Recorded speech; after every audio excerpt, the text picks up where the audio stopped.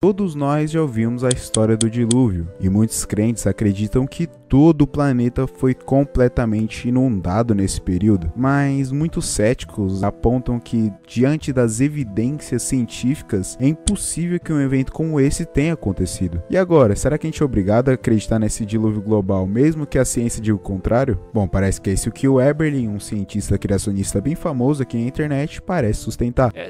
Eu acho que você deve defender o dilúvio ou ser contra o dilúvio. Mas nunca defender dilúvio não no meio local. termo, né? Aí você passa vergonha absoluta, né? Não tem como você defender. E tem muita gente que defende isso. Eu sei, mas, cara, para com isso. Você tá na pior posição possível, tentando fazer uma conciliação de trevas com luz. Dá para conciliar? Não dá.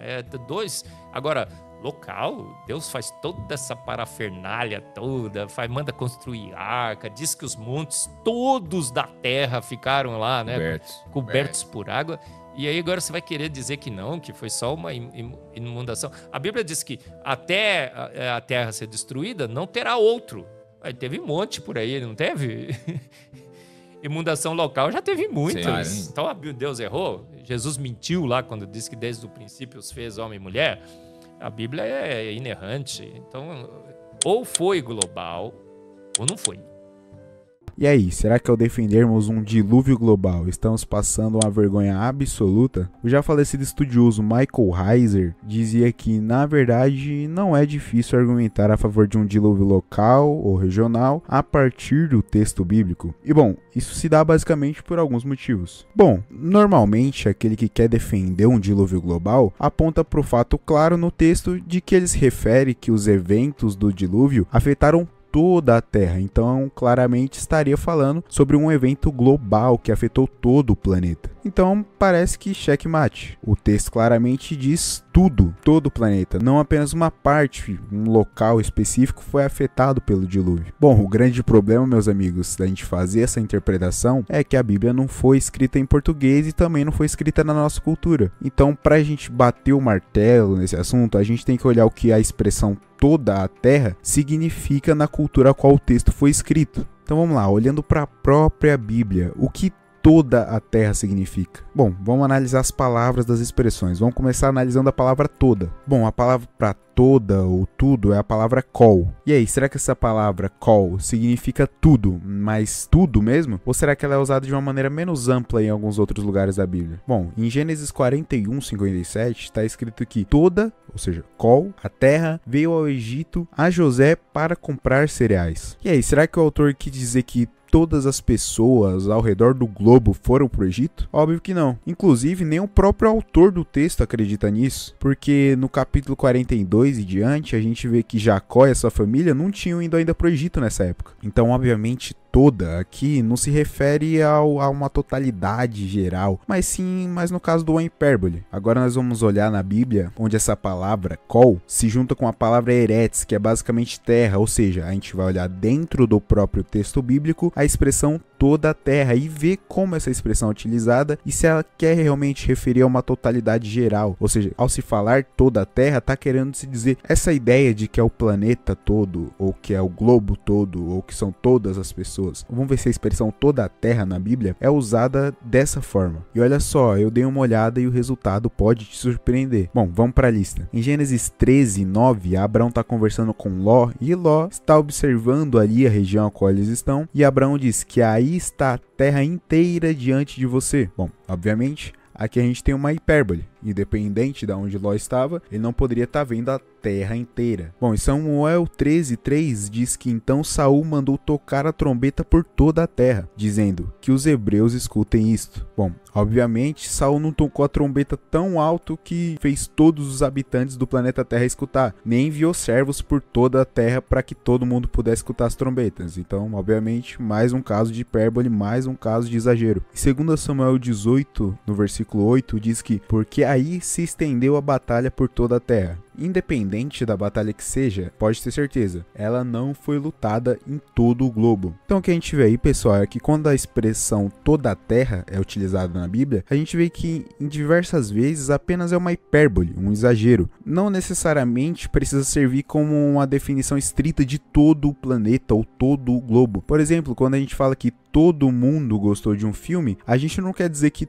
todas as pessoas do mundo gostaram de tal filme, mas é uma maneira exagerada, uma hipérbole, de você dizer que muitas pessoas gostaram de um filme. Então é basicamente isso. Mas Pedro, o texto não está dizendo que todos os seres vivos foram afetados pelo dilúvio? Se a expressão toda a terra não prova isso, a expressão todos os seres vivos prova, porque não tem como ter afetado todos os seres vivos se não foi um dilúvio global. Bom, vamos olhar agora na Bíblia também exemplos das palavras kol e basar, que juntas significam toda a carne, que também é traduzida em algumas versões como todos os seres vivos, para ver se quando essa expressão é utilizada, ela quer se referir a todos os habitantes do planeta Terra. Olhando para dentro da Bíblia, a gente encontra conclusões bem interessantes. Em Jeremias 25:31 diz que o estrondo chega até os confins da terra, porque o Senhor tem contenda com as nações, entra em juízo contra toda a carne. Bom, nesse contexto, Deus estava julgando apenas as nações, não Israel. Então, claramente, toda a carne aqui não se refere a todos os habitantes do planeta, porque estaria excluindo, obviamente, Israel. Em Ezequiel 20:48 diz: e verá toda a carne que eu, o Senhor, o acendi, não se apagará. Para dar um contexto, esse texto se fala sobre um fogo que foi acendido na região de Negueb. Será que todas as pessoas do planeta realmente conseguiam ver esse fogo, ou se trata mais uma vez de uma hipérbole? Obviamente que é o segundo caso. Então olha só, amigos, que interessante. Mesmo o texto nos trazendo as expressões toda a terra e todos os seres vivos, nós ainda assim não podemos tomar conclusões precipitadas sobre o texto, porque ele nos permite sim interpretarmos essas expressões como expressões hiperbólicas, como a gente mostrou usando exemplos dentro da Bíblia. Mas Pedro, esse negócio de interpretar alguns eventos aí dentro da Bíblia como não literais é liberalismo. Bom, meu amigo, até você que acredita em um dilúvio global não pode levar todo o relato do dilúvio como literal, senão você vai entrar numa grande contradição e eu vou te mostrar isso. Em Gênesis 6:13, Deus diz que darei fim a todos os seres humanos, porque a terra encheu-se de violência por causa deles. Eu os destruirei juntamente com a terra. Ué, se Deus deu fim a todos os seres humanos, por que Noé e a família dele ainda ficaram vivos? Não seriam eles seres humanos? Em Gênesis 9:2 diz que todos os animais da terra tremerão de medo diante de vocês, os animais selvagens, as aves do céu, as criaturas que se movem rente ao chão e aos peixes do mar. Outra situação é provavelmente de hipérbole. Todos os animais tremerão de medo dos seres humanos? Obviamente que existem sim, e muitas espécies sentem um grande medo dos seres humanos, mas, por exemplo, cachorros e gatos domesticados certamente não tremem de medo ao ver o seu dono. Enfim, o que eu tô querendo dizer é que, assim como eu, que acredito em um dilúvio local, não levo todas as expressões ao pé da letra, você também, que acredita em um dilúvio local, também não leva todas as expressões da Bíblia ao pé da letra, senão entraria numa interpretação meio absurda. Então o que eu tô querendo dizer é, basicamente, olha, se você pode fazer isso com essas expressões, por que também não com essas, já que a gente encontra exemplos dentro da própria Bíblia que dão suporte para essa interpretação? Então, para mim, sim, se um cristão se deparou com as evidências do dilúvio, ou ao ler a própria Bíblia mesmo, se encontra numa interpretação de um dilúvio local, que para esse cristão faz mais sentido acreditar em um dilúvio local, para mim faz muito sentido isso, tá? Para mim,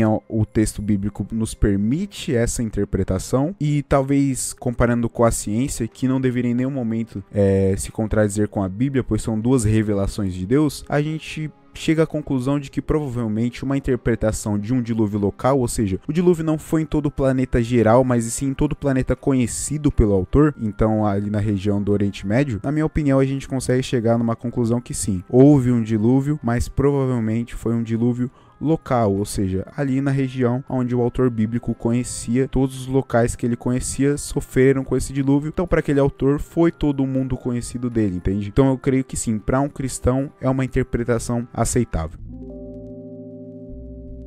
E aí, concorda com as conclusões que eu cheguei nesse vídeo? Se você acha que um cristão deve acreditar em um dilúvio global, põe aí nos comentários que eu posso dar uma olhada. E aí, gostou do vídeo? Se gostou e quer que ele chegue para mais pessoas, deixa um like aí no canal, se inscreve, porque isso ajuda no engajamento. Se possível, apoie o canal financeiramente, os links estão aí na tela e na descrição. No mais é isso, espero que você tenha uma semana abençoada e até mais.